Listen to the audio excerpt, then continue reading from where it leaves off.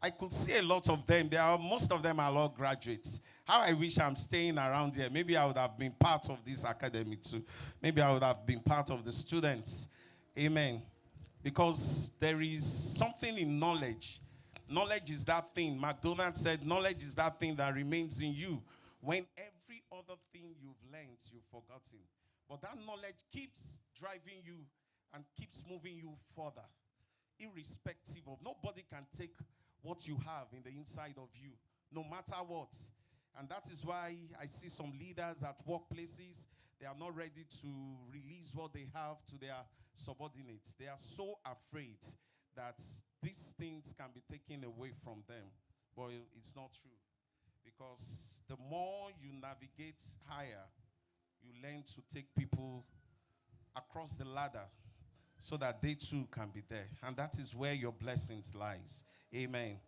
And I want to bless God for the First Lady. You know, she's a wonderful person. I wasn't surprised that at the end of the day, God gave her the best. Because when you walk in the vineyard, there is a way the Lord blesses you. It does not matter where you come from. It's not about your home, your background.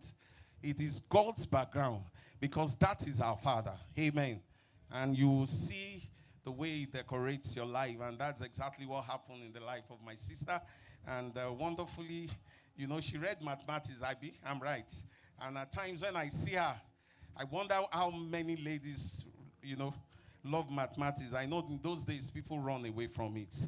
But when I saw her and she said she read math, I wanted to be, because I used to claim mathematics is one of my best subjects. I can teach it even while sleeping, you know. But when I saw somebody that went to school to study it, I respect them so much. God bless you, man. And the Lord will continue to take you higher. For the faculty, I want to say, God bless you all. And to the graduating students, I want to bless God for your life. Amen. Because of time, and I have just less than 25 minutes to go. Now, I'll quickly go. We're talking about the role of entrepreneurship in the future of the church and the nation. I quickly want to take my reading from the book of Acts 18 verse 3. It says, so because it was the same trade, he stayed with them and worked. For by occupation, they were what? They were tent makers.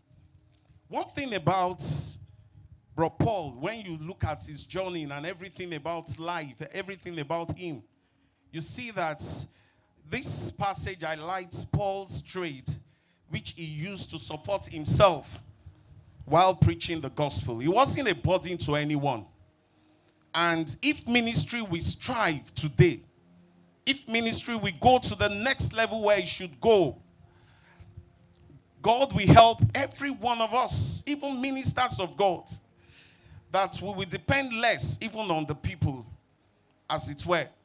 And God will bless us tremendously. Yes, somebody will ask me, how then will they be able to coordinate and do everything they need to do? There is a power. Amen. And that was Paul with every other person. And you know the people we're talking of here is who?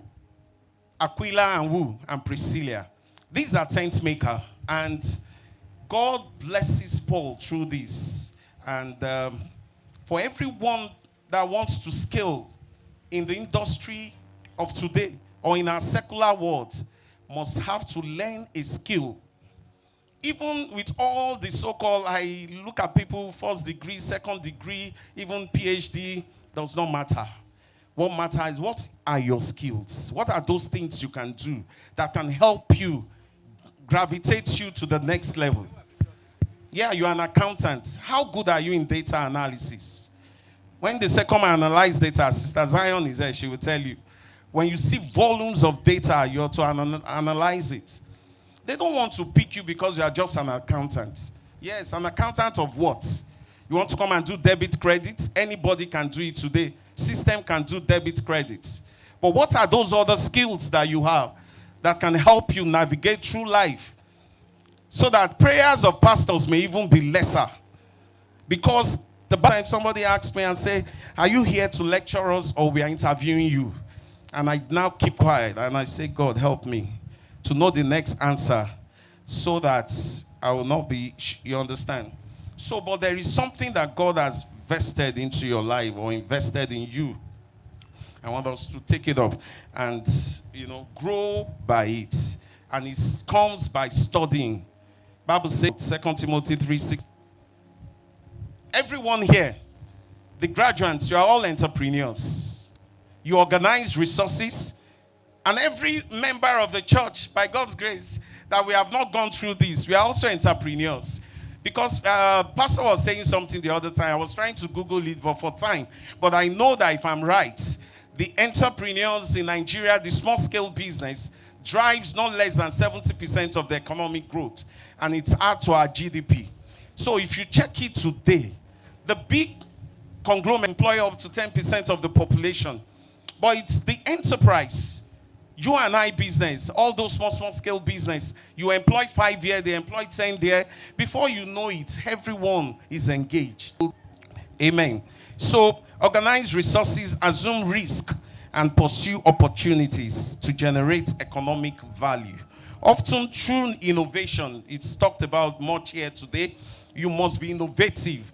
It is a key driver of economic growth and is closely tied to creativity, risk-taking, and profit-making.